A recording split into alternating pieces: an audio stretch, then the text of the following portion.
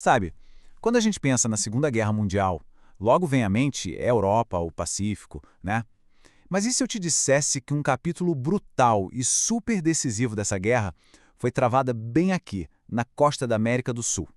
Pois é, essa é a história de como a guerra, de repente, bateu na porta do Brasil. Olha só, agosto de 1942. O Brasil, oficialmente, não tinha nada a ver com a guerra. Era uma nação neutra.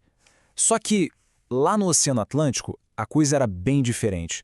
Uma guerra não declarada já estava rolando e prestes a explodir de um jeito terrível e totalmente inesperado em águas brasileiras.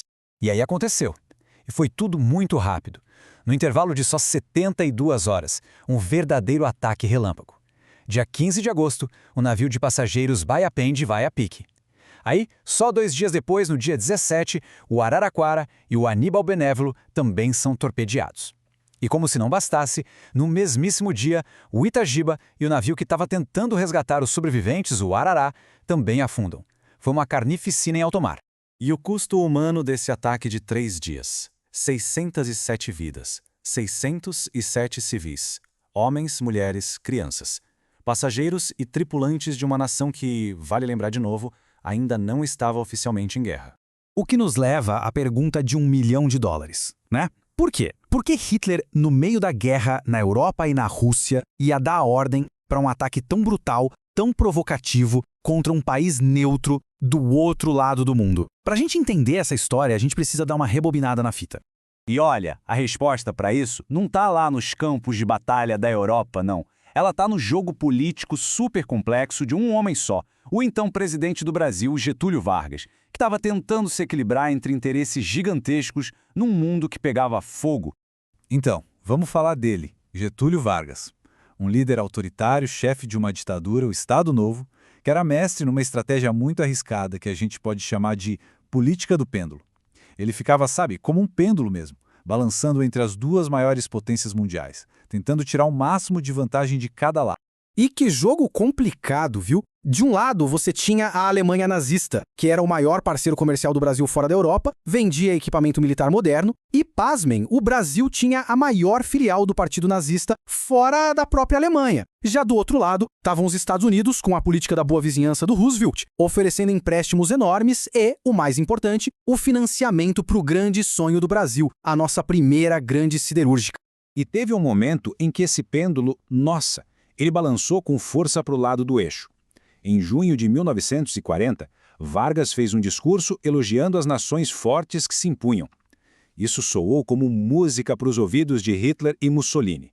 Imagina o pânico que isso não causou lá em Washington, né? Pois é, mas esse jogo duplo do Vargas não tinha como durar para sempre. A guerra estava se aproximando cada vez mais e a neutralidade brasileira estava prestes a afundar, literalmente. Então vamos lá, como que a coisa escalou? A pressão americana e a própria lógica da guerra forçaram Vargas a escolher um lado. Primeiro, o Brasil deixou os Estados Unidos construírem bases aéreas super importantes aqui no Nordeste. Depois, em janeiro de 42, veio o passo decisivo, o rompimento das relações diplomáticas com o eixo. A resposta da Alemanha e da Itália foi imediata e violenta: ataques de submarinos. E, finalmente, os massacres de agosto tornaram a guerra inevitável. E essa retaliação, essa violência toda, não foi do nada. Já tinha sido prometida. O ditador italiano Benito Mussolini fez uma ameaça bem direta quando os países sul-americanos começaram a se alinhar com os aliados. Ele disse que teria uma guerra vermelha. Era uma promessa sombria, de muito sangue, e ele não estava brincando. E infelizmente a promessa foi cumprida à risca. Entre fevereiro e maio de 1942, meses antes daquela blitz de agosto, navios brasileiros já estavam sendo caçados e afundados por submarinos alemães e italianos. A tal Guerra Vermelha no Atlântico tinha começado de vez. E aqui tem um detalhe que, olha, parece coisa de filme, uma ironia do destino. O primeiro ataque do eixo em águas brasileiras contra o navio Comandante Laira foi feito por um submarino italiano, o Barbarigo. O comandante desse submarino, um cara chamado Enzo Grossi, tinha nascido onde? Em São Paulo, no Brasil. Inacreditável, né? Ok, agora vamos voltar para aquele momento chave, para agosto de 42. O que transformou uma série de ataques numa crise nacional de verdade foi a concentração e a brutalidade de um único submarino. O que realmente virou o jogo, a gota d'água, foi a ação de um único submarino alemão, o U-507. Ele sozinho, em apenas 3 dias, sob o comando de Haro Shakt, soltou uma onda de terror calculada, fria, contra navios civis, com o objetivo claro de causar o máximo de vítimas e pânico. Para a gente ter uma ideia do tamanho do horror, tem a história do soldado Dálvaro José de Oliveira. Ele sobreviveu ao torpedo que atingiu o navio dele, o Itagiba, foi resgatado num bote salva-vidas por outro navio, o Arará. Horas depois, o mesmo U-507 encontrou o Arará e afundou ele também. Dálvaro sobreviveu a 2 naufrágios. No mesmo dia, é uma história que parece o roteiro de Hollywood, mas foi a realidade brutal para muita gente. Só que esse terror do U-507 não ficou lá no fundo do mar, não. Ele chegou na nossa costa do jeito mais visceral possível e aí a reação foi em cadeia. Imagina só a cena. Fotos terríveis, chocantes, dos corpos das vítimas, incluindo mulheres e crianças, chegando nas praias de Aracaju. O Brasil inteiro viu o horror estampado nos jornais. A indignação, ela simplesmente explodiu. E essa indignação virou ação, virou protesto. Com a União Nacional dos Estudantes na liderança, manifestações gigantescas e furiosas tomaram as ruas das cidades.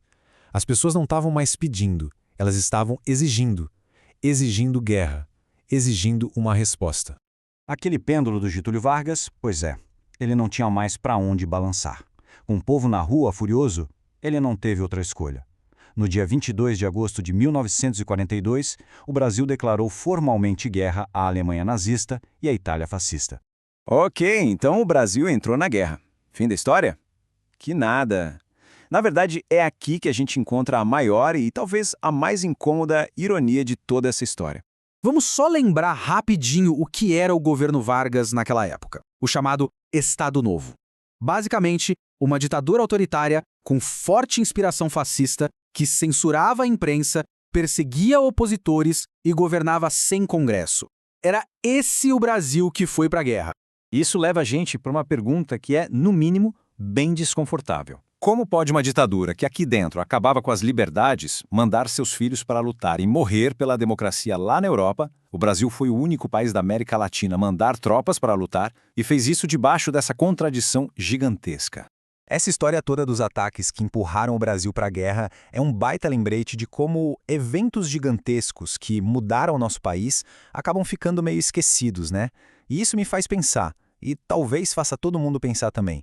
Quais outras histórias essenciais que ajudaram a construir o mundo que a gente vive hoje foram simplesmente deixadas de lado ou, pior, esquecidas?